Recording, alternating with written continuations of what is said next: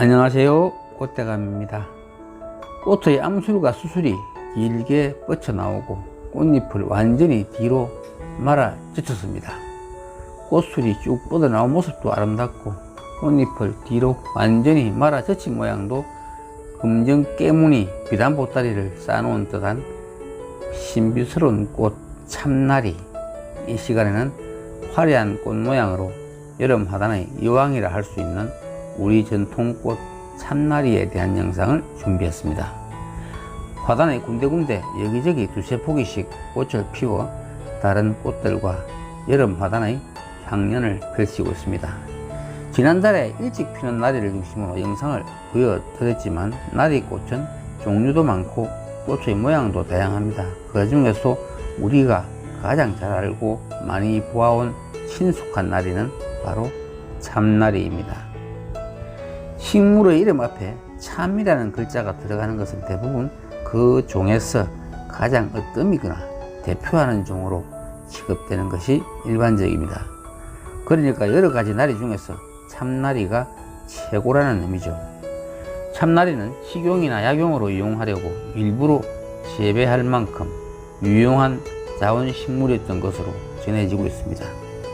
지난 영상에서도 말씀드렸습니다만 나리는 순우리말이고 중국 이름으로 백합, 영어 이름으로 릴리로 모두 같은 꽃이라는 것을 한 번 더 알려드립니다.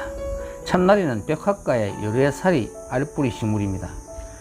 중국이 원산이라고 하지만 한반도를 포함한 일본, 러시아 동쪽에 자생하는 고유종으로 보는 것이 옳다고 합니다.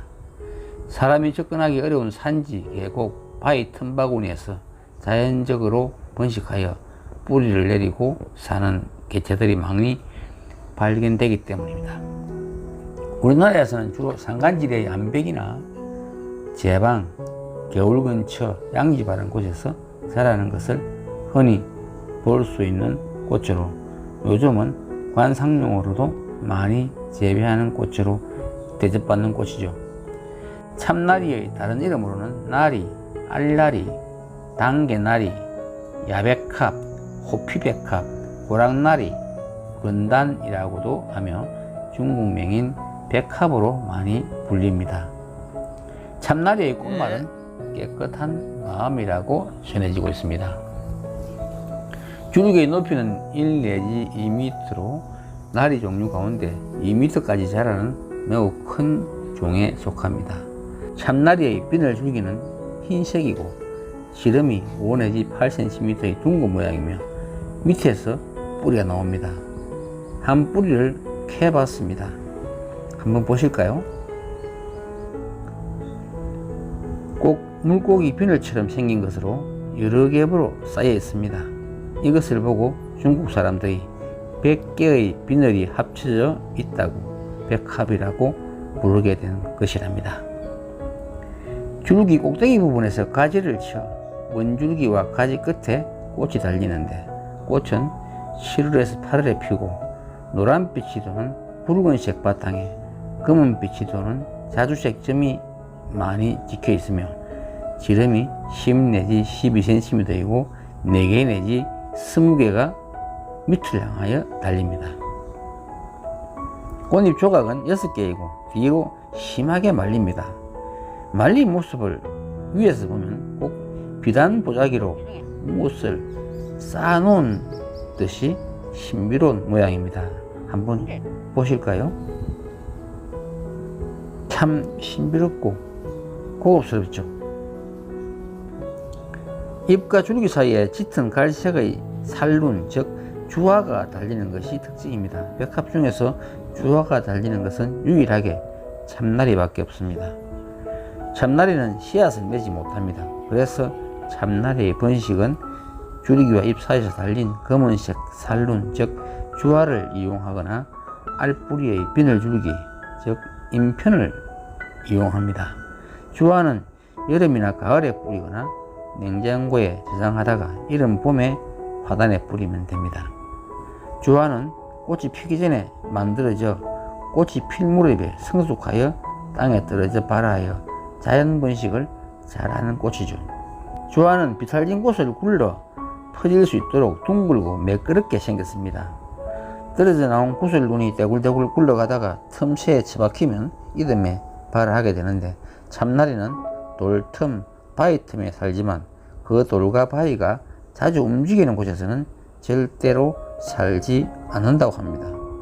비록 영양분이 부족하고 때로는 매우 건조할지라도 반드시 안정된 틈바구니에서만 산다고 하는데 정말인지 긴가민가 합니다.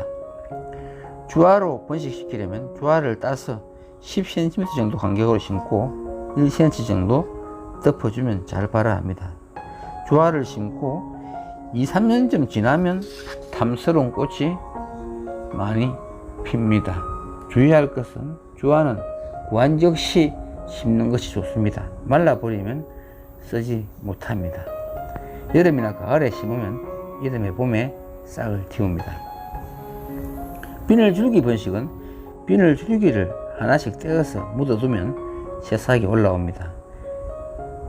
잎편 나누기를 해도 2 내지 3년 정도 지나야 탐스럽게 많이 달린 꽃을 볼 수 있습니다.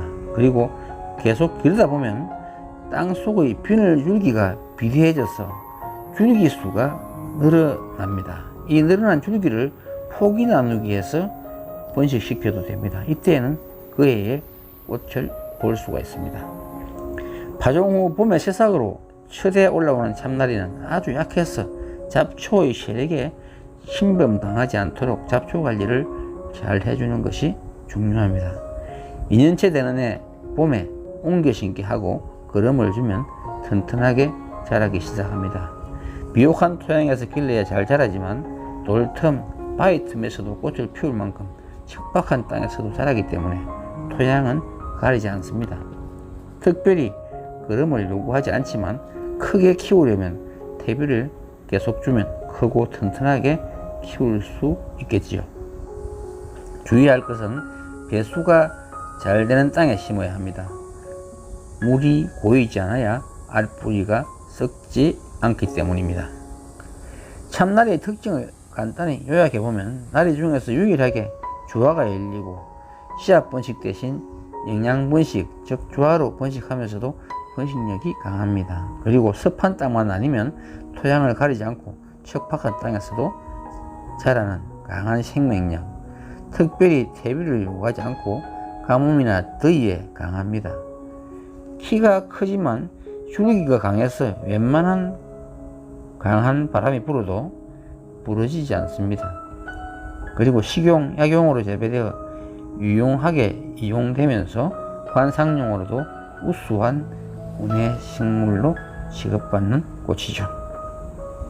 참나리는 화단에서 원예용으로 심어져 왔지만 알뿌리인 비늘줄기는 약간 단맛이 나서 식용으로 재배해왔고 한방에서는 강장제로 사용됐다고 합니다. 식용 또는 약용으로 널리 이용됐습니다. 참나리의 주요 양리적 효능을 알아봤더니 항암작용, 강장작용, 정력 강화, 불면증, 심신안정, 우울증 개선, 변비 개선, 여성 갱년기 장애 등 효능이 대단히 많았습니다.